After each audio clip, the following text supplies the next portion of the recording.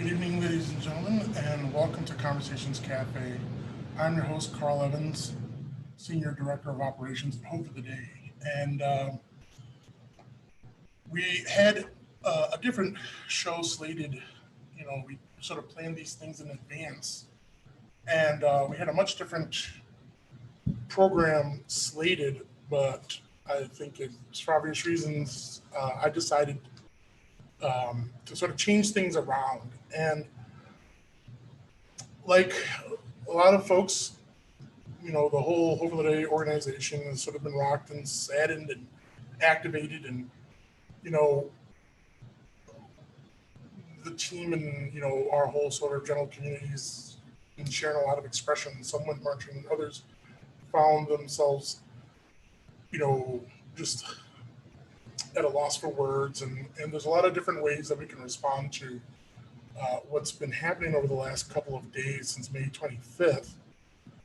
And if you're watching now or in the coming days, or even listening right now, you may be finding yourself expressing feelings and emotions, questioning, reacting, crying, shouting, maybe all at the same time. And this has been a bizarre year, to say the least. We've all been joined in a sort of collective psychological burden with the this immense psychological taxation of the pandemic across the globe, and the way it has shifted and altered society in ways that have never even happened before, was something that we were really just sort of trying to learn and adjust with, as individuals and as communities. And interestingly enough, that pandemic, as it was happening, was already highlighting severe inequities in our social fabric globally, and specifically in America. And on May 25th, as I sort of prefaced, George Floyd was, of course, murdered, and after documented protests in nearly 400 cities and in all 50 states of America, plus dozens of large-scale protests globally, the ongoing protests that still exist, which might be the largest in American history, have been asking, of course, for justice for George Floyd. And that's wrapped, of course, in the layer of the sort of the Black Lives Movement. And, to date, of course, the four individuals responsible for George Floyd's murder, four Minneapolis police officers, have been arrested and charged. And, the protest for George is, of course, in one sense for his death and the sadness and tragedy that is, but also wraps into the collective ear that is the sort of Black Lives Movement, which is collectively for the historic body count of individuals who have died by hands of law enforcement, for people who have been unarmed. And this is a body count that spans decades, and it's Black Lives Matter is also, in its essence, a demand for ending racist systems. And if people want to willfully misunderstand one part of that or another part of that, there's learning and education that has to be done. And what we're interested in doing tonight is doing what Hope for the Day sort of always strive to do, which is provide outreach and education. And tonight's going to be a little shorter episode. We were starting a little bit late. This was not an episode I giddily wanted to jump into or was excited to have, but because I changed the template sort of, earlier this week, we're going to be putting together, some diverse voices to talk about issues around, both not just George Floyd, but George Floyd and what's been triggered, because this is sort of uh, an ongoing movement, something that has catalyzed what has been a long going and historic feelings and historic attitudes that when we talk about, sort of racist systems and things like that, it's important to understand that this was not something that um, gets fixed with sort of one little conversation or anything like that. And it's pretty disrespectful to think that we're going to accomplish consolidating or coalescing all the complexities around the different sorts of topics that need to be talked about and the different voices and different nuances and intersections that need to be addressed. Um, that's not going to happen just tonight. One of the most interesting things about this is that there have been conversations and people have been having conversations about inequalities and what the concept and realities of racism are and their impacts both socially, economically, politically, but obviously in the whole collective sense, what it means as a mental health reality as well. So what's been witnessed by so many, especially because of digital media, that you're seeing isn't just a protest, which could have been covered by newspapers and 24-hour cable channels and even network news for 20 and 30 and 50 and 60 years past, for as long as we've had the technology. But I think a very interesting thing that's being seen right now with the access of social media and individual technology is people are seeing what protests actually look like at a very individualized scale. And that creates a different perspective than quick mass video grabs of seeing a bunch of people either marching peacefully or people running away from tear gas or something like that. Now you're starting to see context about how individuals express themselves with the anger, the frustration, and the goals and causes and the issues at hand. And you're seeing how our institutions, our governing agencies respond to that. And it hasn't been uniform, and a lot of it hasn't been pretty. And so what we wanted to do today was really just kind of be very brief and just talk about a few of the principles that we're going to be spending a lot more time on next week.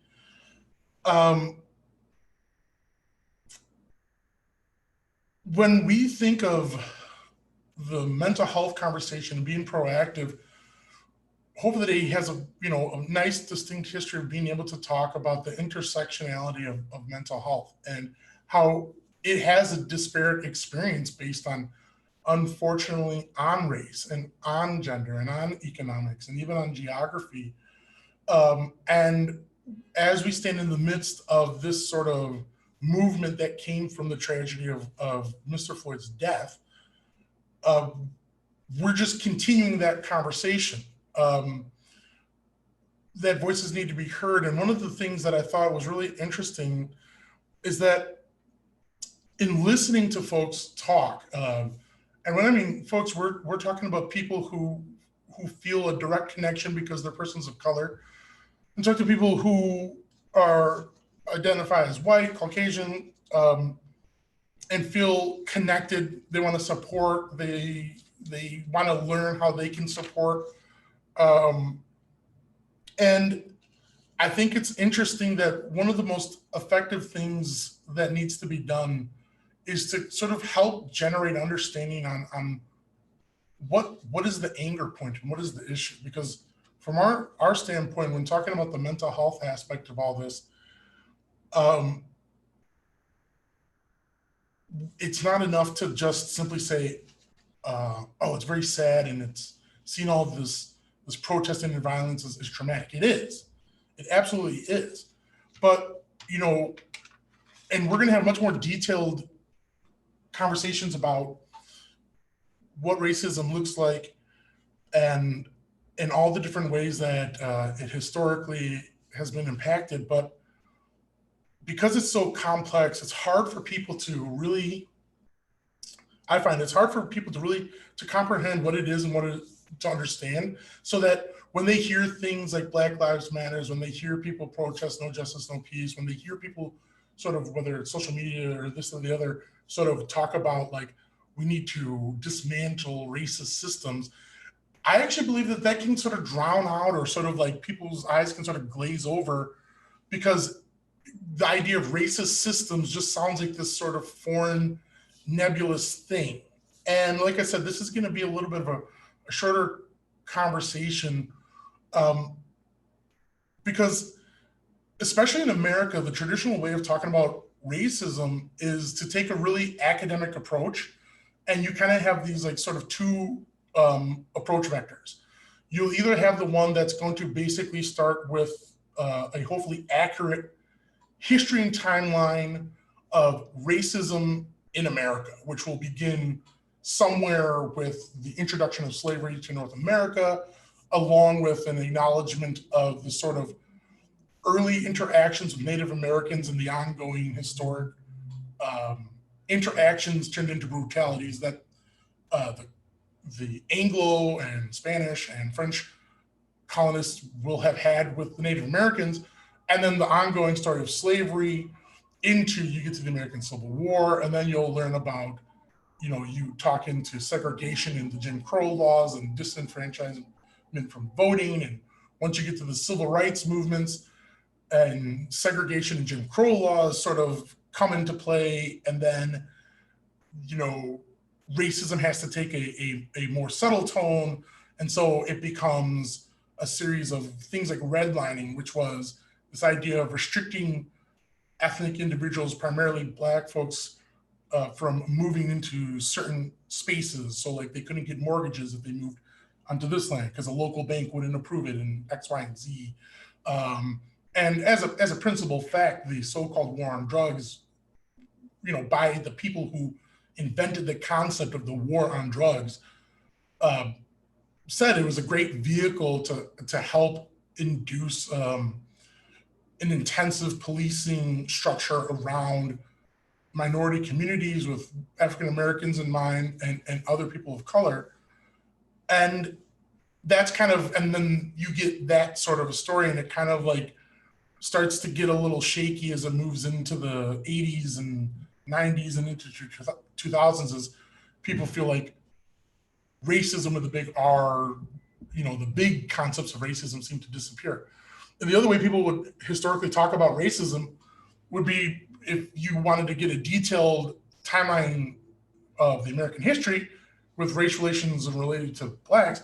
There's also folks who would take the track of trying to explain the very complex, reality that the concept of race, whiteness and Blackness, are constructed and illusionary and don't exist, and that people largely operated in a nation state, ethno state sort of ideal about themselves, and that the idea that there are actual white people and Black people was constructed largely through Western colonialism and things like that. And that can get really, really complicated for people to be able to wrap their heads around the idea that that thing even existed. And if you're aware of those kind of conversations or want to learn more, there's great books and great things to read on, but this isn't necessarily, a platform where we're going to go into like an intensive history of these concepts. I think it's often said that if you can understand a concept well enough, you should be able to sort of explain it or distill it into a simplicity. And this is why I wanted to sort of bring up here, because this is going to sort of set up for what we're going to be trying to do next week. And this was really, I just wanted to talk about the concept of racism because of what it's going to do for our mental health, and also provide an outlook for what it means to where do we go from here. Because with the scale of the protests and things that are happening right now, here's an unfortunate reality, is that we have seen innocent individuals die by the hands of law enforcement. We have seen other situations bring about large demonstrations for social justice, not just exclusively related to the Black Lives Matter movement, but things in which people felt that there were systematically evident things that were generating inefficiencies and inequalities. And what can happen is oftentimes is that there can be a lot of passion in the beginning and a lot of outward expression, but after a few moments, a few days of that sort of outpouring of expression, because there's no real consistent vision of what comes next and what do we do and where do we go from here, that that passion sort of fizzles out in disparate directions. And it's not Hope for the Day's job to define what is and isn't. But when we talk about where do we go from here, providing education is one level, but encouraging the conversation to keep going and for the conversation to take shape in your own voices is exactly part of our role. Because when we talk about being proactive on mental health, we have to understand your experience, because the central rule of sort of breaking through stigma and breaking through that silence is respecting the dignity of the individual. And right now we have a lot of individuals raising their voices together. And this is extremely important. And the next step after that, once you've got your voices going, is to say things, but also be someone who's listening. So if you're someone who feels like your voice has been marginalized and this is your time to raise your voice, that's one part of this. If you feel that you're someone who, you're on the other side of things and you feel like you haven't heard these voices before, listening is great too. But listening isn't just enough. Learning is something that we all need to be doing, and learning how we can take action, learning what action really means is a part of that. And I think understanding what racism is as a mechanical reality in America helps shine a light on it, because this is how we approach trying to pioneer change in mental health. We want to change social policies that hopefully lead to changing institutional policies. And what I mean by that is that we need people to get in a room together and appreciate and validate that their mental health experiences are real and legitimate, and they're not to be dismissed, they're not to be belittled, and that they have a right to take agency and go out and get support for them. That's first step. But if somebody recognizes, okay, I don't have to be ashamed for reaching out for mental health, they recognize it's okay not to be okay, and so they reach out for help, but that help means going to a mental health practitioner or even to a hospital, and they go to that place and there isn't a mental health practitioner who's been effectively educated and updated on understanding what generalized anxiety is. And so they're dismissive of somebody. Well, that is kind of disruptive to the overall mental health care process. Somebody goes to a hospital and they don't have enough hospital beds for people in a mental health crisis because there's not enough funding to make the capacity, or there's not enough people who've been trained and skilled and hired, because again, they don't have the funding and the capacity. And we need, systems in place to make sure that the mental health apparatus of society is properly funded. You can educate as many people as you need to, but we then need to turn around and make sure that our institutions are properly supporting us the way that we now understand they need to be done.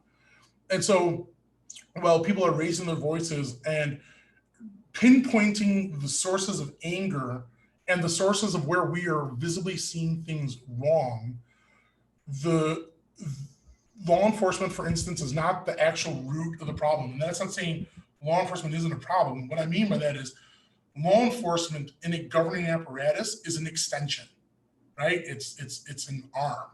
And this is probably the best way to sort of break down what systemic racism is. If you've ever heard, and what I'm going to do is I'm just going to reappropriate words because, like I said, race theoretically is a construct. So, I mean, it's frustrating because that thing kind of won. It's hard to not refer to people as black or white just casually because it's easy for everyone to understand, even though they're illusionary terms. But when we think of prejudice and bigotry,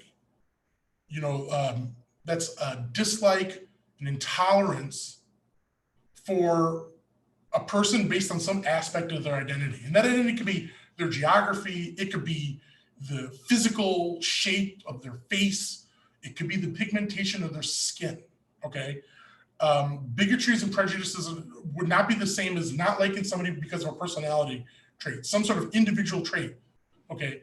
But a bigotry or prejudice is, something that you are disliking or somebody has a dislike or intolerance of that's an innate part of their identity, who they are. That's, again, not based in the sort of thing of like a personality trait. So bigotry and prejudice turned into policies and practices by a government, but it could also be like a social organization. It could be an institution like a school or a hospital, a country club. That's what racism is. And sure, as I'm sitting here, there's academic people and others who would say, well, actually, it's this, that, and the other. But the way I want you to really think about racism when we're talking about systemic racism is to think about as somebody is basically taking bigotries and prejudices and enshrining them into like a government structure, into government policies.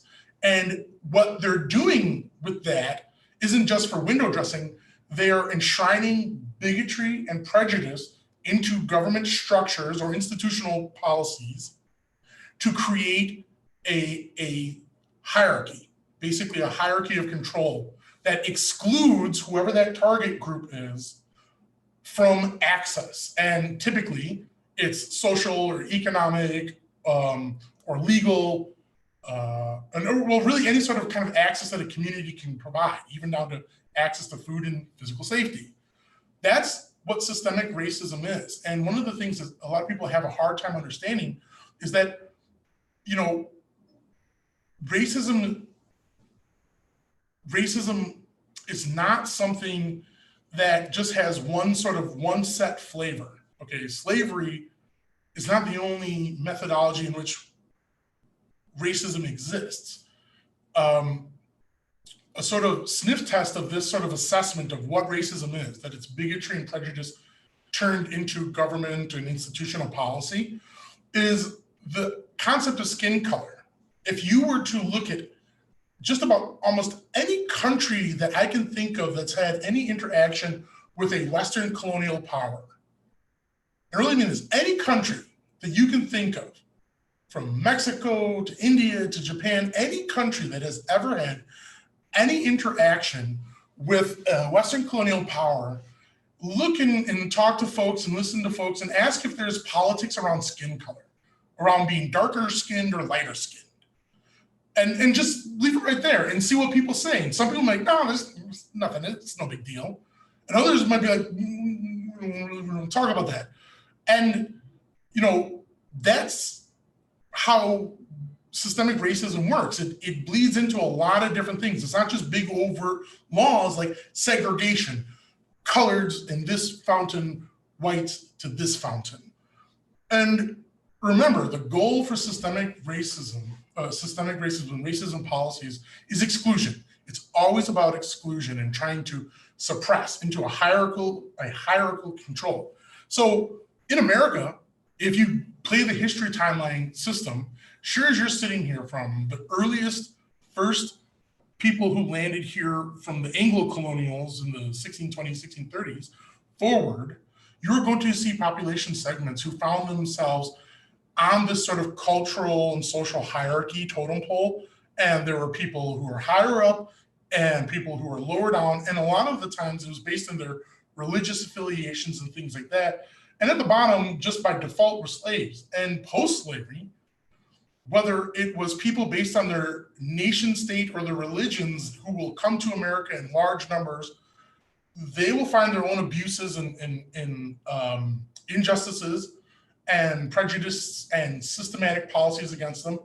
And they'll always know just how much lower they are on the totem pole by how close they're treated to African Americans. That was just the way the American system of racism worked, is that they always put the African American, the former slave, the Black individual at the very, very bottom of the totem pole,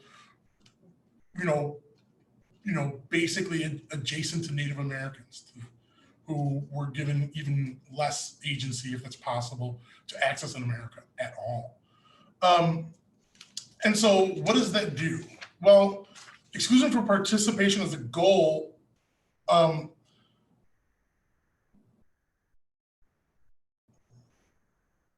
segregation has its own mental health trauma. If I need to explain to you why slavery is traumatic, we'll have to have a sidebar about that. But I want to really talk about, the less visible levels, because, people have often said, racism kind of ended with Jim Crow, right? And we desegregated or integrated schools and things like that. So it's been pretty legit since the 80s and the 90s and the 2000s. And if there's been racial inequalities, it's probably because of, people's own fault that, especially when it comes to things like involvement around drugs and people dealing with law enforcement around drugs and things like that. Well, that's probably their own behavior and where they live and it's their fault. And that can't be racism. And, every time there's a interaction, a lethal interaction with a civilian and someone from law enforcement, we don't always get the George Floyd response. I think back to a time when there was a very large, but unfortunately it was somewhat localized response in the late 90s to an individual named Amadou Diallo who met the same fate of a lethal interaction with law enforcement, and it was in New York City. And a lot of the pushback, there's people who protested at the time, and a lot of the pushback was saying that it couldn't possibly be an overtly racist situation. It couldn't possibly have been, the law enforcement individuals had made a mistake. It was thought that the person was armed, and there was a lot of things happening. And I'm not going to re-prosecute that case. You can Google it and go through that. But I just think it's very interesting that if you look back at that sort of experience, and I think of, there wasn't a lot of a mass push the way we see with, like, in recent years with individuals who have died, until you got to the court case in which the law enforcement individuals who were actually charged were also acquitted, and that created a lot of outpour, but it was kind of regionally based. And where I'm going with that is, it's been hard for people to coalesce this large scale sort of national movement, because in every city, in every urban space around the country, there are George Floyd stories, and there are Tamir Rice stories, and there are, these different types of things that are happening in which they get local news report, and, maybe there's a gathering of people together saying, hey, we want justice, we want accountability. And what they mean by justice and accountability isn't some sort of disproportionate request. It's saying, could the people who maybe did this be charged and maybe face prosecution? Or is it going to be explained away? And every case has to be judged on its own.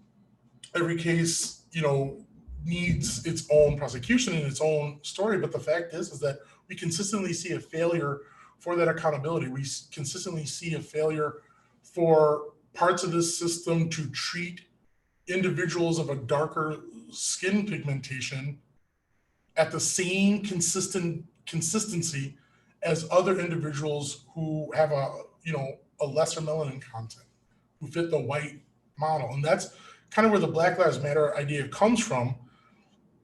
Aside from just the historic and systemic, mistreatment of the people, it's also the idea around searching for that equality.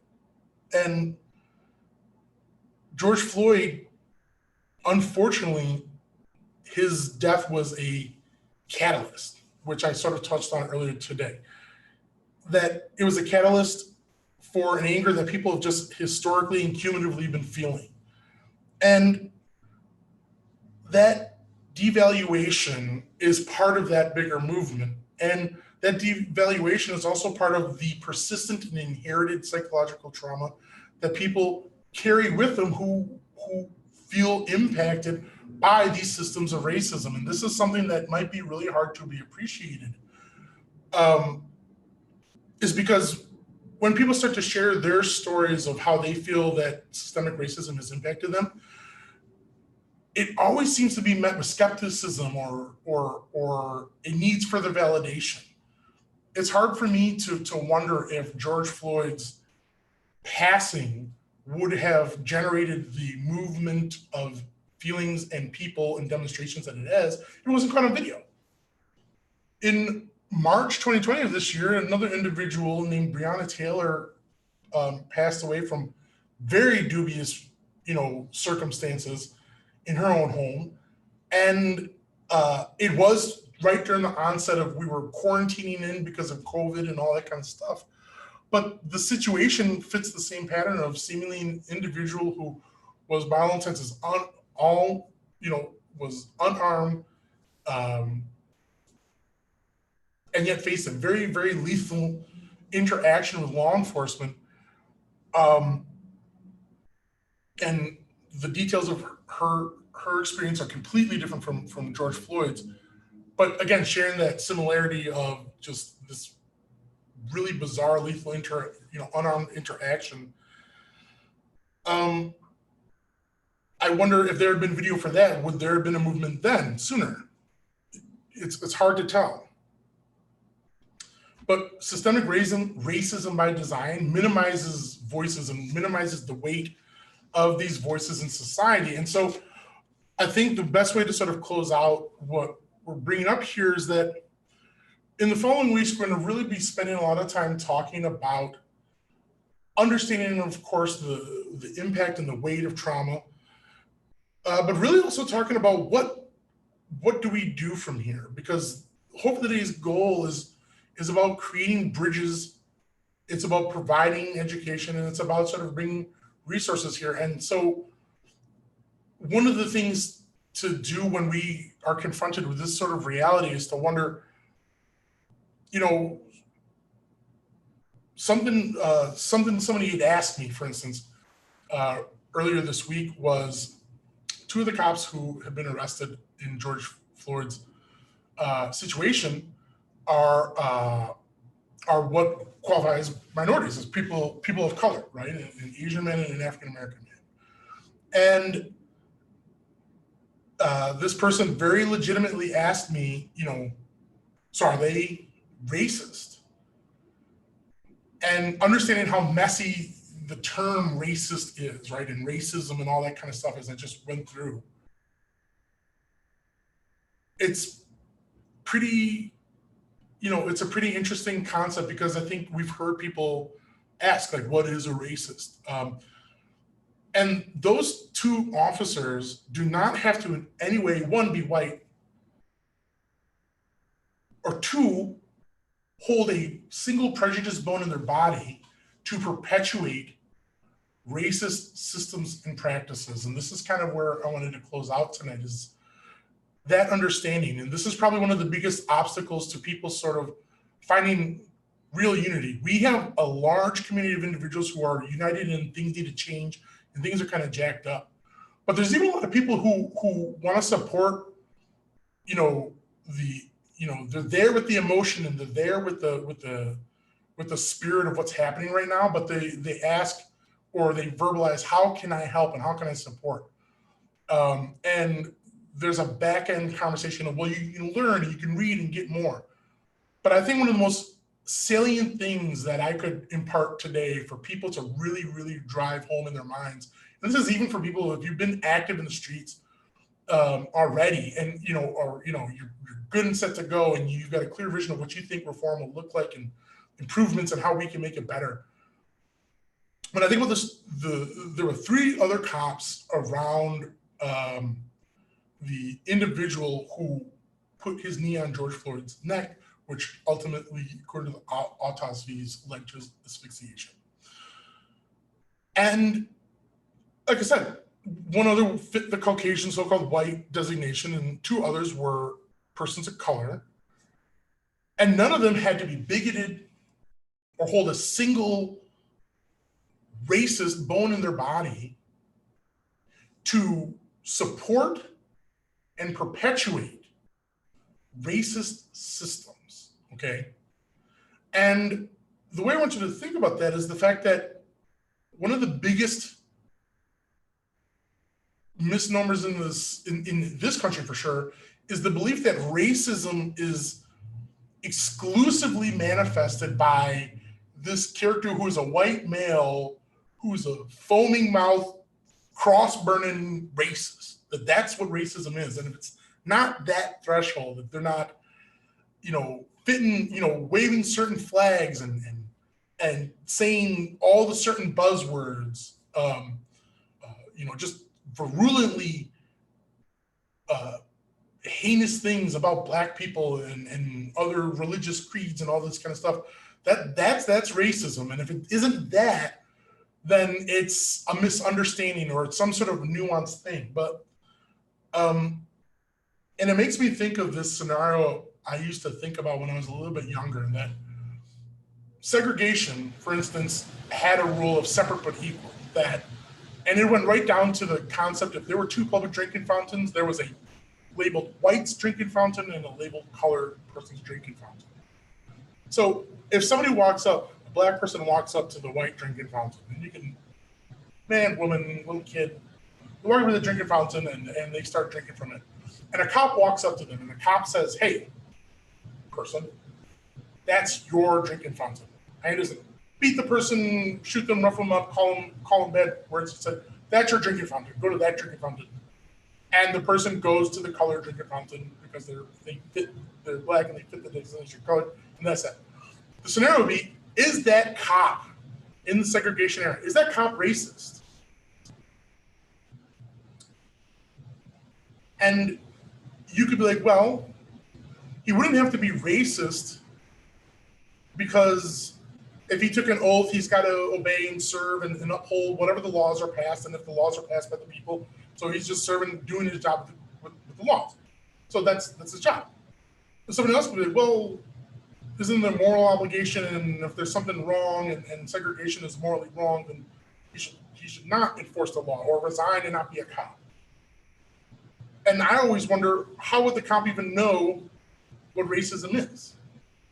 And I'm just talking about a complete scenario, but I think about those cops who stood by as George Floyd is dying, over 8 minutes and 46 seconds. And it really makes me think about one of the most powerful ways that people can change the narrative and really change the system before we see legislative changes and civic policy changes. One of the biggest things that can happen right now is that there are far too many citizens who are willing to be passive in our society. And this isn't a negative. You have to have the mental health headspace. You can only do as much as you feel comfortable and safe and secure doing. But doing something is better than doing nothing. And one of the things that's very consistently evident is that there's too much watching and believing that, if racism is only the foaming mouth bigot, and that's what we have to look out for, and everything else is just misunderstanding, we're fine. But it shouldn't take the George Floyd protests for people to ask, how can I get involved? And that's how systemic racism works. It made you believe that there wasn't a problem, even though people have been talking about the unfair and equitable treatment that they've experienced socially, economically, politically, and yes, by extension, because it's the most consistent extension of the institution, their interactions with law enforcement. What we and other individuals have marched for George Floyd in these last couple of days, it's not new. It's not a new song. It's a very old song. And if you find yourself in this very moment wondering, what can I do? How can I help? That's probably a good first step. A second step is recognizing that, and this isn't to shame, it's to recognize, was I asking this before? Was I asking this before May 25th? Did I ask this as we watched the COVID pandemic influence and impact people disparately across economic levels? If you can honestly ask and recognize that in yourself, you're helping dismantle systemic racism by recognizing that It's not just targeting the big foaming mouth people and the most visible, violent arms and extensions. It's about searching for all the spaces and places in which people are being excluded and their voices and their stories and their experiences are being excluded or minimized, and their agency, their ability to say, hey, what about my concerns? Hey, how can we interact and collaborate together? Anyone who's being excluded from that table, and being mindful of that and trying to help bring that person to a table. And any sort of discussion around our civics, the navigation of our politics, of our economy, and our society is a way. And that seems like a really big, heady thing, but the easiest place to start is just by sort of being able to appreciate that this one really simple thing, that systemic racism is not exclusively this idea of a big, very overt, it's not just segregation. What you see happening in the streets from the extension of a law enforcement thing isn't because every single cop out there is a foaming mouth racist. It's because there's a system that says they're supposed to respond this way to certain types of behavior by certain types of people. And one of the best pieces of activism you can do is learning about how you can find policies and you can find movements that calls for reform that try and change how our systems and all of the institutions in our governing systems respond and treat individuals, particularly in this case, Black lives. So this is a really kind of a short, brief analysis of very complex topics that we need to talk about and move forward on. And I do want to leave with another sort of, before we close out tonight, there's something about the reality that George is videotaped basically passing away before our very eyes. And it's been measured out at roughly 8 minutes and 46 seconds that his murderer had his knee on his neck. And folks have used this as a demonstration to take a moment of silence. And so the way we're going to be ending this episode is that, I'd like to thank all the people who helped produce this Conversations Cafe episodes with us, Vicky Cisnet, Rick Osowski, Mike Vinopal. And again, next week we'll be we'll be putting together some voices to talk about different sorts of issues about how we move forward and understand what forward can look like. But Hope Today has assembled a great package of links to resources from brilliant people who have went through a lot of effort to put together information and understanding about the Black Lives Matter movement, about community resources, about a lot of different things. So it's been supplemented into our normal resource pages. And I would like to direct you to check out some of that information and resources as a starting point. And we're going to be closing out this episode with basically 8 minutes and 46 seconds of silence and black screen. If you'll please join us for a moment of silence to commemorate all persons of all identities and orientations who have been subject to violence in their communities across the globe. Thank you for joining me tonight.